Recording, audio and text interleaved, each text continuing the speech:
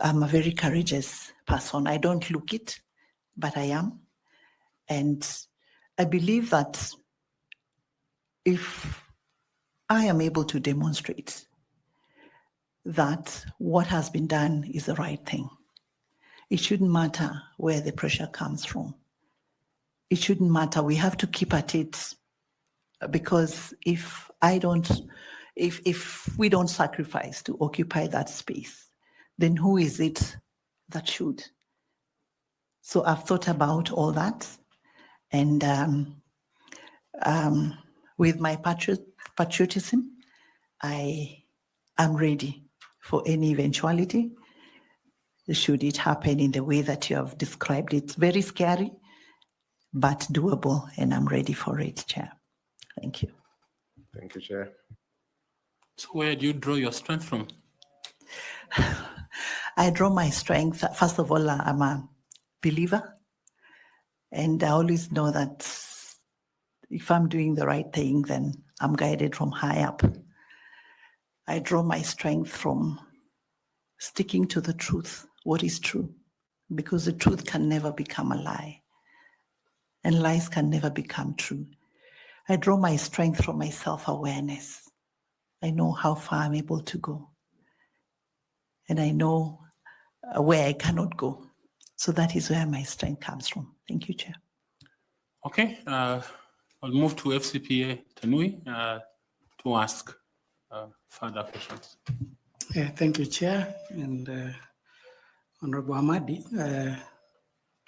I heard you mention about Ghana, how they have been able to hold successful elections. And I would wish that should you be given this position, you also do a benchmarking. I think in the same Ghana, there are other electoral commissions where the chairperson of the commission has been given executive powers, or they are also accounting officer. Okay. Reason being that, and you'll note from our country, there have always been an issue of the roles between the chair and the accounting officer. So right. there are successful commissions that have actually given those roles. Oh, I didn't know chair. that. Thank you. So just for your information. Thank you. Now, a follow-up question on what Professor Olo has put it is on how would you handle conflicts? You will appreciate that IEBC, there are many actors or stakeholders who would want to control the operations of IEBC. You go to Treasury, they don't give them adequate funding, they delay the funding, it affects their processes. There are other stakeholders who tell them they have no powers to make regulations, despite the fact that they are an independent commission.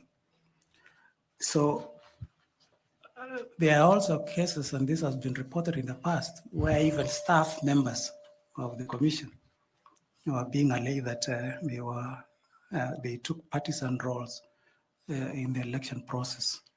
So if you get this position as the chair, how will you work around using your leadership skills and your experience to ensure that all these stakeholders are brought together and that the commission achieves its mandate? Thank you. Thank you, Chair. I'll just give an example of what happened in the run-up to the 2022 elections. There is a framework that was put together, which was called multi-agency team, or something like that, that brought together all the agencies. There was judiciary, there was police, there was treasury, there was Ministry of Interior, and Iebc. Basically, for purposes of just seeing how the Iebc could be supported to be able to conduct a successful election in 2022. And they had several meetings where the Iebc, outside of the normal framework, was able to indicate the kind of support that they needed, the kind of timelines within which they had to do what they needed to do. And there were certain commitments that were made by the various agencies. But I know that at some point, again, IEBC stepped out of that framework for some reason. I think it was a good initiative that can still be tried. The reasons as to why IEBC stepped out of that framework are not so clear to me at this point in time. But I've always believed that when things are done in a consultative way, through a cooperative framework, they tend to just work better in terms of people understanding that this support needs to be given so as to avoid delays, so as to hinder the processes of the commission. On the issue of staff playing partisan roles in the electoral process, that's very unfortunate. I think you have to be able to disrupt certain formations within the commission. There's a way in which staff can be taken through. They can be taken through processes that can help their mindsets. But again, it shouldn't be too, certain administrative interventions can be made to make sure that it's difficult for staff to do, to carry out their activities, their duties in a partisan manner. For example, if someone was expecting to go and oversee the elections in Nakuru and last minute they're taken to Kajiado, then they will maybe not be able to do what they had planned to do. So there are certain administrative interventions that can be put in place to just make sure that we minimize on the mischief, if any has been planned. But I'm sure with a team we'll be able to discuss and just see what else is possible to be done so that people are just following the regulations, the rules. I know what we did in the judiciary for most of the things, because when I went there, I found that there were no standard operating procedures, there were no manuals. So we had to prepare a lot of manuals that everybody had to stick to. Everyone had to stick to, so that then everything is done in the correct manner. Again, technology can help, because when the system is secure, then there's some of the mischief that can be prevented from taking place, even if the human nature wanted to, interfere with the process. Lastly, and related to the multi-agency team, which I think I attended one of the meetings at Safari Park. Yes. If in that process of having a multi-agency team, some stakeholders, you observe that some stakeholders could be pushing for an agenda that is contrary to the mandate of IEBC, what would you do? The IEBC would have no choice but to stick to what is right. And maybe if the agenda is then contrary to the principles that IEBC is expected to follow, then maybe that is the reason that what happened last time did happen. It might get to a level where you have to step out if it is not serving the interests of the nation, if it is not serving the interests and the objectives of the commission. Yeah. Thank you very much. The media might just call you the disruptor of IEBC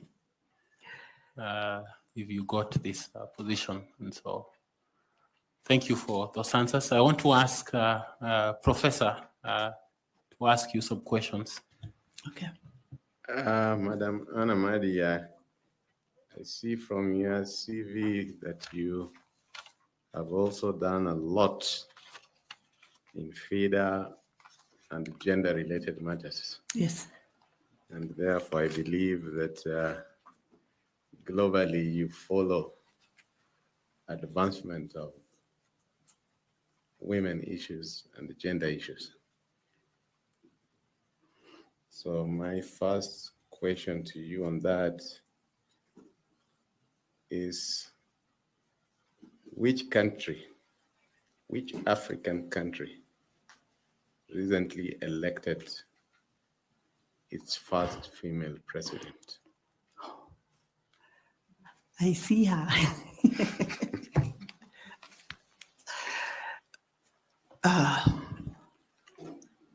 Namibia. Okay, proceed. The Senate represents counties, and we have 47 counties. But we also, in terms of the number of senators, we have 67. How do you explain the extra 20 as per the Constitution and Elections, Iebc and Elections Act? The extra 20. Those would be the special seats for women, for persons with disabilities, for the marginalized, those special interest groups. And they come in through party lists which are submitted to the Iebc, and those party lists cannot be changed, they're final.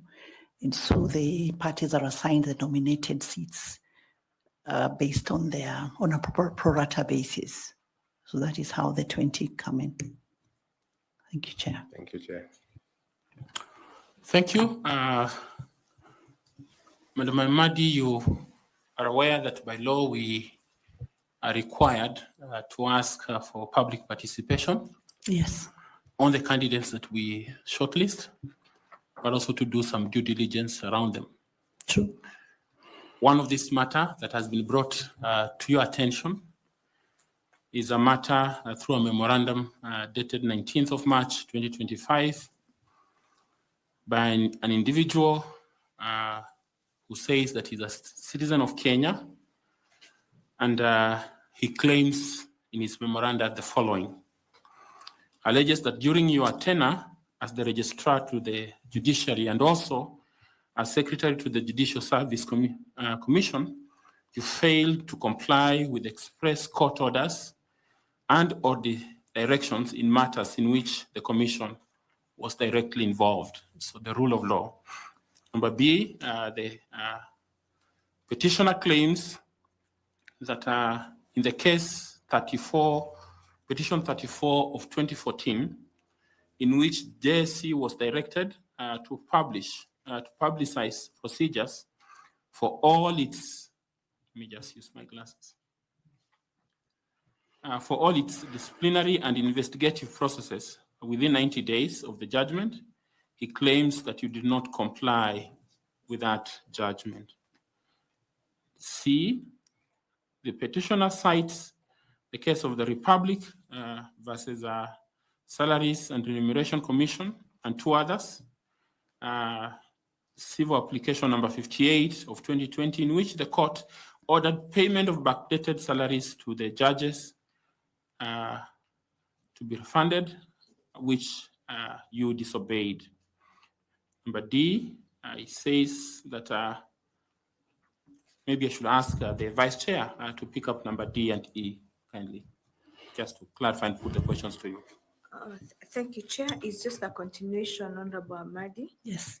That, the memorandum also states that it was alleged that you should not take a lead role in Iebc, now given your past work record, according to his memoranda. Yes. And also that he requests the panel to indulge you on how, during your tenure, you assisted the judiciary in handling rampant corruption complaints within the judiciary. Thank you, Chair. Okay. Thank you very much, Chair. I saw the petition last night, so I didn't have an opportunity to engage with it thoroughly and to give a comprehensive response. But nonetheless, I will say this, that the decision that whoever the complainant is talking about related to judges' salaries. Salaries of judges are not paid by the judiciary. They are a direct charge to the consolidated fund. So that when a decision like that is made then my role is to communicate to the National Treasury for effect, which I did. And if I had had an opportunity, then I would have found a way of getting the material to respond. But I did comply, and so it is the executive that pays the judges directly. The chief registrar only pays the magistrates and the staff. So the rule of law was followed. Then the one on So did you advise the National Treasury? Yes. Yes, we did advise the National Treasury, and I think the SRC as well, because it had a huge budgetary implication. Then the one that, what is it? The one on corruption cases, I think I had responded partly when panelist Bor, sorry, I hope that I got the name right, asked me about my case. We had a very comprehensive framework for dealing with cases of this nature. We even had cases where, I'll give an example of a case where a magistrate was actually arrested and charged for corruption. And the case went on and she was acquitted, but the JAC still let her go because JAC was of the view that yes, the court has acquitted you, but from the evidence that we have, we can see that there is clear misconduct. So it is not correct that we did not deal with corruption cases. There was a day that we lost 5 magistrates in one day for these kinds of malpractices. So it is not correct that we did not handle those cases. We did. The challenge, as I said earlier, is that a lot of allegations are made with very little evidence, if any. So when there is no evidence, then it's a bit difficult to deal with it conclusively.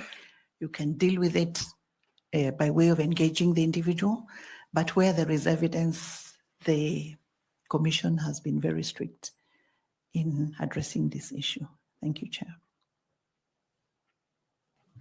Thank you very much. We apologize that you got this last night. The memoranda came to us on the 19th, which is a few days ago. If you can be able to help the Secretariat with some of that material you have mentioned, just to be able to confirm your response. Yes, I will try because I'm not in the judiciary anymore.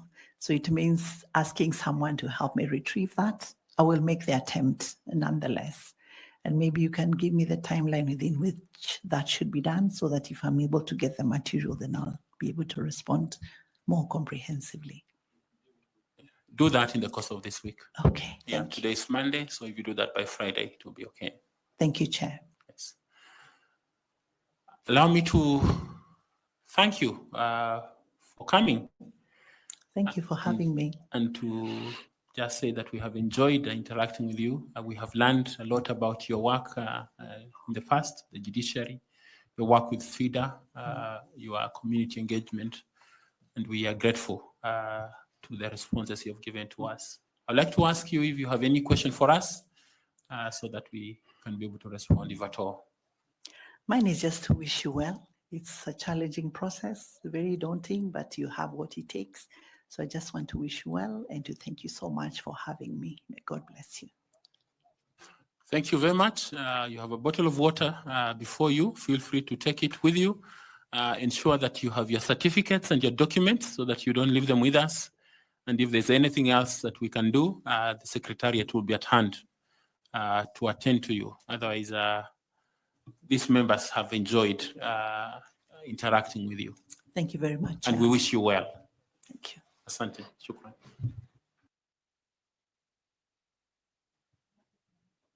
Yes, notebook. You can take your notebook. Thank you.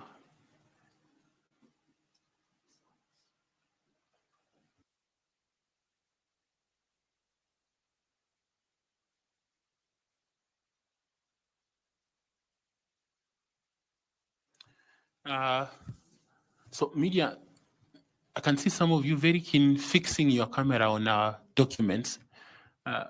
the documents are not for public consumption. So please take some judicial control so that we are not exposing them to the public. It's the interview, not the documents. At this point, I want to ask you to, again, give us some time